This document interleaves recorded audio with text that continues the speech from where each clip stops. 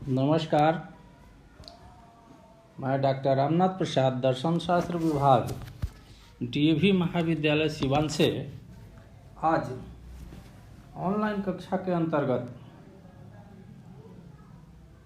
उचित और अनुचित या राइट और रॉन्ग की अवधारणा की व्याख्या करने के लिए प्रस्तुत हुआ।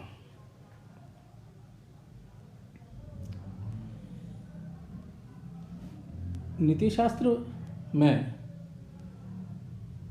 नैतिक नियमों की व्याख्या करते हुए सामान्यतः कुछ अवधारणाएं आती हैं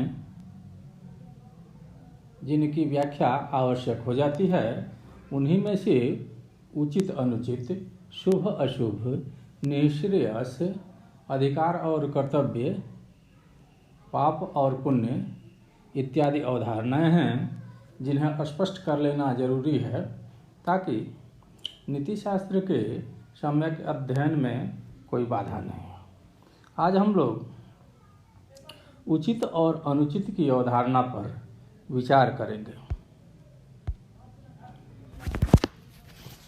नीतिशास्त्र मानव आचरण की नैतिकता का विज्ञान है। यह मानव व्यवहार के उचित अनुचित स्वरूप का, नैतिक शुभ और अशुभ का, अच्छे और बुरे कर्मों में प्रवृत्त कर्ताओं की योग्यता अयोग्यता का, समाज में रहने वाले व्यक्तियों के अधिकार कर्तव्य और चरित्र का, उनकी स्वतंत्रता उत्तरदायित्व का विवेचन करता है।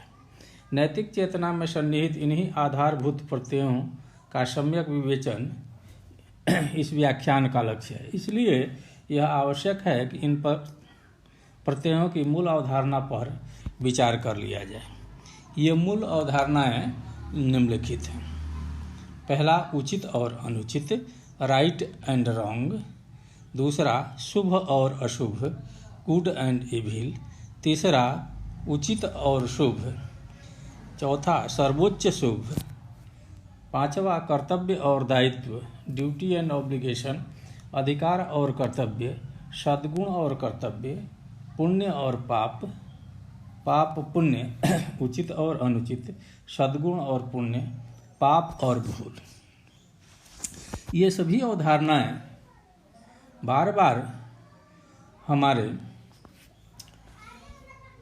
व्याख्यान में या व्याख्या के क्रम में उपस्थित होती रहती हैं। हर विज्ञान कुछ अवधारणाओं का प्रयोग करता है जिनका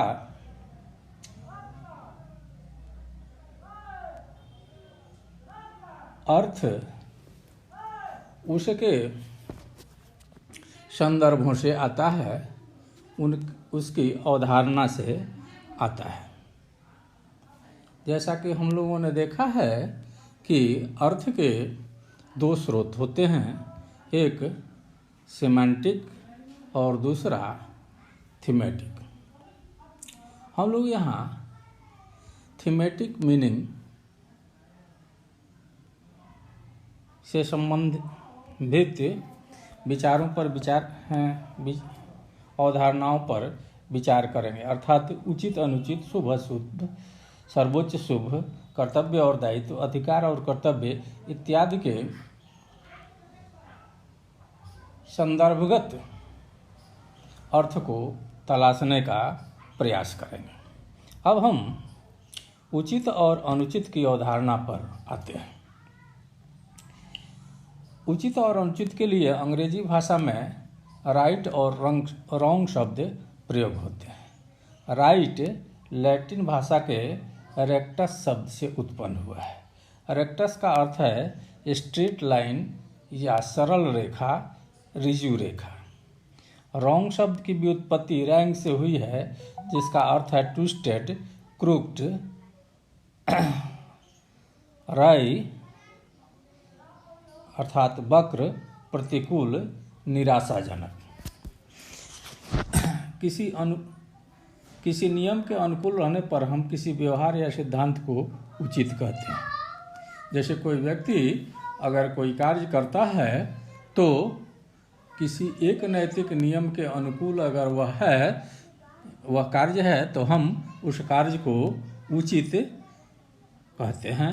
इसी तरह किसी नियम के प्रतिकूल रहने पर उस व्यवहार को अनुचित या रॉन्ग कहा जाता है। उचित कर्म द्वारा शुभ की प्राप्ति होती है और अनुचित कर्म के द्वारा अशुभ की प्राप्ति होती है। नैतिक नियमों को मानदंड मानकर ही किसी कर्म को उचित या अनुचित घोषित किया जाता है। ये नैतिक नियम देश के काल के अनुसार बदलते रहते हैं। अर्थात उचित कहने का अर्थ है कि कोई कार्य किसी नैतिक नियम के अनुकूल है। अनुचित कहने का मतलब है कि वह कार्य नैतिक नियम के प्रतिकूल है। इसका फल से या कार्य के परिणाम से कुछ लेना देना नहीं है। जैसा नियम होगा उसी के अनुसार उसको उचित या अनुचित कहा जाएगा। उचित और अनुचित कर्मों से ही संबंधित हैं। कर्मों को ही उचित या अनुचित कहा जाता है। इस तरह उचित और अनुचित कर्मों के गुण हैं। इनका संबंध कर्मों के साथ है, कर्म फल के साथ नहीं। सिजविक के अनुसार औचित्य दो प्रकार का होता है, एक आत्मनिष्ठ औचित्य और दूसरा वस्तुनिष्ठ औचित्य। जब व्यक्ति अपने कर्मों का औचित्य का निर्णय स्वयं के द्वारा निर्धारित नियमों के अनुसार करता है तो इस तरह के औचित्य को आत्मनिष्ठ औचित्य कहा जाता है। और जब औचित्य का निर्धारण दूसरों के अनुसार होता है तब इस तरह के औचित्य को वस्तुनिष्ठ औचित्य कहा जाता है। इसके निर्धारण में कर्ता का योगदान नहीं होता है। टी.एच. ग्रीन ने औचित्य के संबंध में आत्मनिष्ठ और वस्तुनिष्ठ के भेद को अस्वीकार किया है। उनके अनुसार प्रयोजन के अच्छाई और बुराई के परिणाम औचित्य और अनौचित्य पर निर्भर है। इसलिए आत्मनिष्ठ और वस्तुनिष्ठ भेद नहीं किया जा सकता है। आत्मनिष्ठ औचित्य में भी वस्तुनिष्ठ औचित्य होता है। ग्रीन के इस मत में अनेक व्यवहारिक कठिनाइयाँ हैं जिनकी चर्चा हम लोग आगे करेंगे। औचित्य या अनौचित्य नैतिक मानदंडों पर निर्भर करता है। जिस नैतिक मानदंड के आधार पर आचरण का निर्धारण हो रहा होता है उस मानदंड का स्पष्ट ज्ञान निर्णायक को होना चाहिए। यह ज्ञान जितना ही स्पष्ट होता है औचित्य या अनौचित्य का निर्धारण उतनी ही आसानी से होता है। इसलिए औचित्य या अनौचित्य मानदंड के ज्ञान पर निर्भर करता है। यह ज्ञान जितना ही स्पष्ट होगा निर्णय उतना ही सही होगा।